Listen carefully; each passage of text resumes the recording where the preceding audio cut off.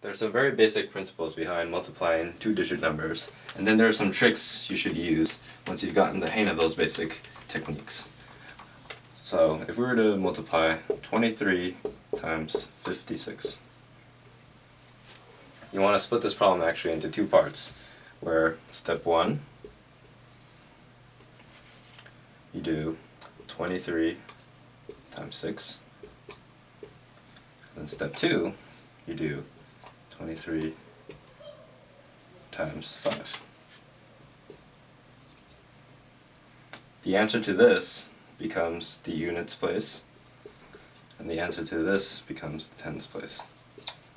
So let's try this method on this problem. First you do 23 times 6.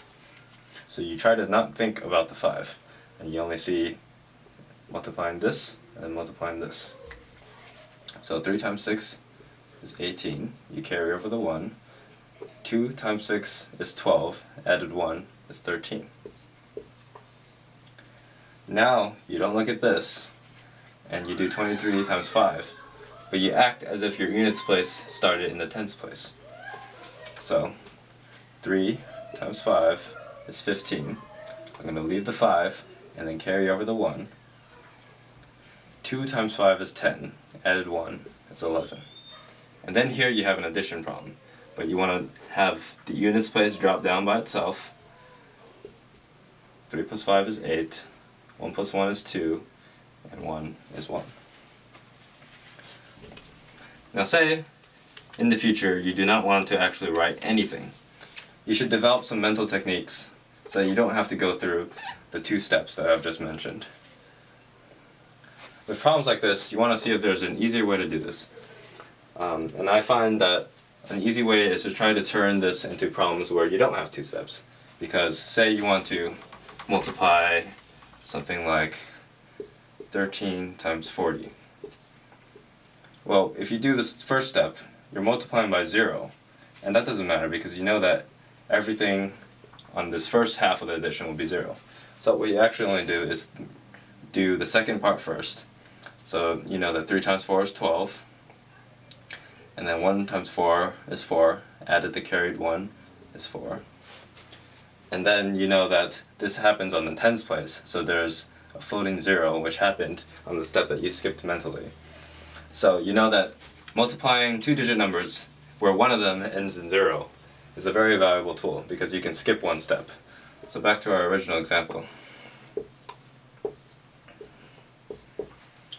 There's two things I would do test first in my head. Is, can I turn this mentally into 20 times 56,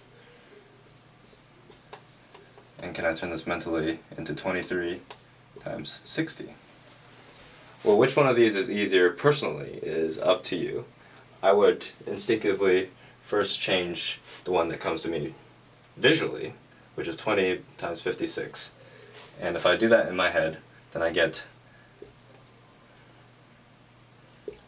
112. Now this isn't the answer to this problem, this is the answer to this problem. But now what you do is add another term, and that term is 56 times 3. Because what you essentially did here is split 23 into 20 plus 3. And what you have here is actually a distribution problem.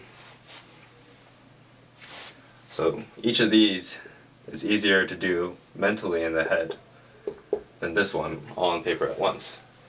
So you know 112 and you keep that in your mind. Then you do 56 times 3, which is also one step problem. 18 plus 16. And then you add these together. There's actually a 0 here because we forgot this 0. So 100, 120, and 168. This technique becomes very valuable when problems are just way too hard to do in your head in this manner. And you find that this manner is actually way easier.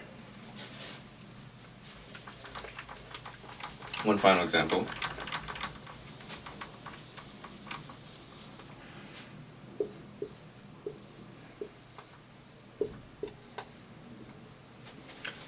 So So this would actually take quite a while, but I'm going to immediately see that I can think of this as 1170 times 5, and then just subtract 15, because this number is 1 greater than 1,169, and if you're multiplying by 15, then this is going to be exactly 15 greater than this value.